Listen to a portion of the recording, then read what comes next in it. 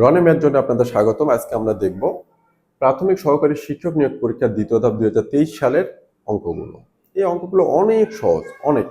যারা আপনারা অঙ্কগুলো করে আসছেন, অসমতার অঙ্ক করে আসছেন, তারা সবাই জানেন এটা অ্যাকচুয়ালি কি হবে। তারপর আমি এখান থেকে একটু দেখিয়ে দেব।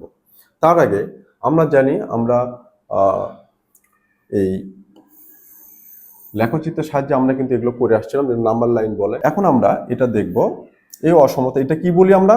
শূন্য। শূন্য থেকে এই দিকে কি হয়? সেগুলো প্লাস হয় সব, তাই না? আর বাম দিকে কি হবে? মাইনাস। মাইনাস ধরলাম এটা -1, -2, -3, -4, -5, -6। আর এদিকে কি হবে? 1, 2, 3, 4, 5, 6, 7। এটা আমরা করে আসছি। এটা সংখ্যা রেখা থেকে আমরা এটা দেখে আসছি। এখন দেখেন, এই যে সংখ্যা রেখা করে আসছি আমরা অসমতা থেকে, কোশ্চেনটা কি বলছে? X less than 4। তার মানে কি? যে এক্স এর মান 4 থেকে ছোট। 4 কিন্তু হবে না, 4 থেকে ছোট। তাহলে এই যে এখানে কি 4 আছে, এই 4 থেকে ছোট এদিকে সবগুলো নাম্বার এটার জন্য প্রযোজ্য।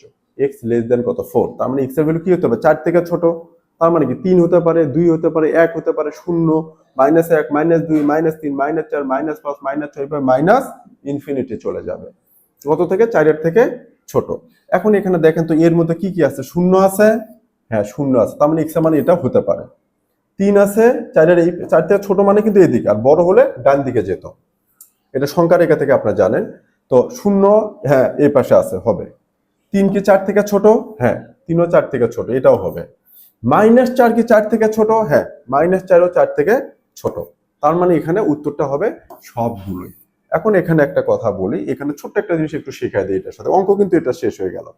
যে কাজটা সাধারণত করি আমরা, যে এই যে বলতেছে যে সবসময় জন্য আমরা কি দেখি, যে বললাম যে এক্স লেস দেন কত? 4, তাই না? আমরা করি কি, এটা যদি -x থাকে তখন আমরা কি করি? এটা কিন্তু অন্য একটা টপিক, এমনিতে শেখাই দিচ্ছি। এখন আমি এই যে -x লেস দেন কত? 4, আমি এটাকে কি করলাম? মাইনাসটাকে প্লাস করতে হবে, তখন দুই পাশে কি করব? -1 দিয়ে গুণ করব। তাহলে -x গুণন -1 লেস দেন, এখানেও কি 4 গুণন -1 দিলাম। -x কি হলো? প্লাস হয়ে গেল। যখনই এটা -1 দিয়ে গুণ করে দেব, সাথে সাথে আমার অসমতাটা উল্টায়া যাবে। তাহলে এটা কি হলো? +x, আর এখানে গ্রেটার দেন কত? -4।